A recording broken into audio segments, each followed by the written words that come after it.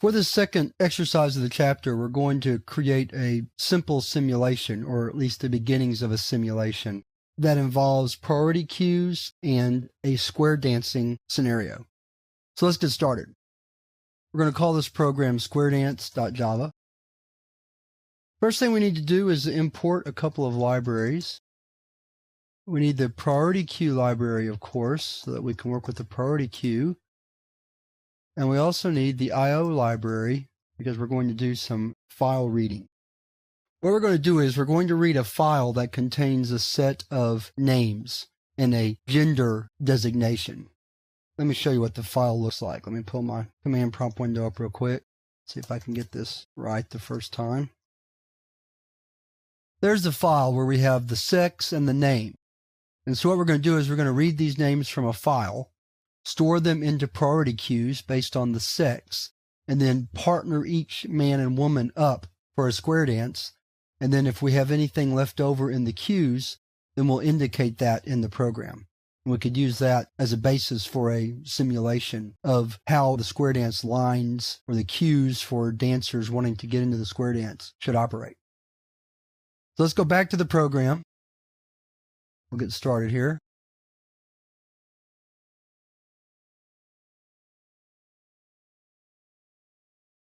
First thing we're going to do is set up our two priority queues, even though we're not going to use them for just a bit. We'll call them men and women. We're just going to copy that and paste it in and change the name. Save me a little typing right here. All right. Next, we're going to set up a couple of variables. We need a line variable to store our lines as we read them. We need a variable called file to store the name of our file. We need a variable to store the sex of the dancer. And then finally, we need a buffered reader object for our input file. Now we're ready to begin reading the file and storing the data in the priority queues. So we have to put file IO inside a try catch. The first thing we'll do is set up our input object, like so. Now we're ready to loop through our file. So while the line that we're trying to read is not equal to null, first thing we do after we've read a line is get the sex, and that's using the substring method.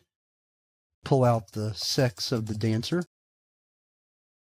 Then we check to see if it's a M for male. If it is, and we add the rest of the line, which we get with a substring 2, and add that to the priority queue for men. Otherwise, add it to the priority queue for women. Just like so. Close off the else, and close off the while. Close the file. Close the try. Then we need a catch, which we'll make very generic. We'll just write out a message saying couldn't open the file. And close the catch. So now we've got all of our dancers into the queues. So now we're ready to continue by working through the queues and partnering up the dancers. And we're going to do that while both queues are non-empty. And they both have to be non-empty. So what we're going to do is we're going to pull out a male and female dancer. And then we're going to announce who they are. That's what I'm doing right now, is setting up the output. So we do a poll on men and a poll on women. And that will announce the partners. Now, after that, we check to see if either of the queues is empty. And if the men is, for example, then we'll have to assume that there are going to be some women waiting. So we'll use the size method to say how many women are still in line waiting to dance.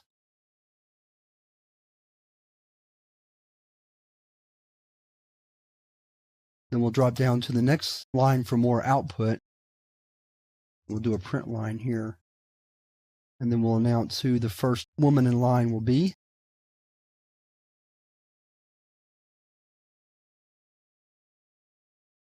And that should get it all.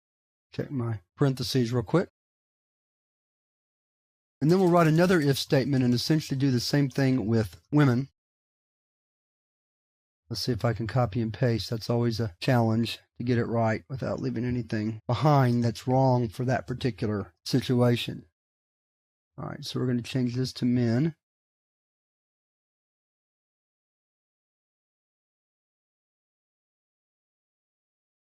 All that's left to do now is close out public static void main and the class, save the file, and let's compile.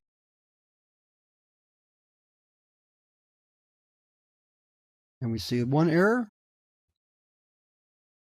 Again, I like to leave these in as long as it's not too time-consuming to show you where you're going to make your mistakes. And this is a really easy one to make, leaving out this inside parenthesis and this while loop. This is all one statement right here, so I'm going to show it to you so you'll see it. And that's compared to not equal to null. Well, that should fix most of our problems, I would think. Let's clear the screen and try it again. See another simple little error that we made. We left off a quote right here, and we left off a quote right there. So we fix that. Clear the screen. Compile again. There we go. So there are our pairs. And as you can see, we had 2 men left waiting to dance. Raymond Williams is the next man dancer. So this is an example of how to use a priority queue as a means of simulating a real-life queue situation, or a line, if you don't like to use the word queue. You could also run this in a more real-time situation where you have the user actually entering data as more people would come into the line. Like with 2 men waiting, you could have another woman come in, and then that would release the men at the front of the line with that woman, leaving 1 man. Or you could have 3 women come into the line at once. So that would get rid of the 2 men who were already waiting and leave 1 woman. And there's lots of things you can do with that, but we have time constraints here, so I wanted to give you the basics for setting up a simulation. And that's what we did in this exercise.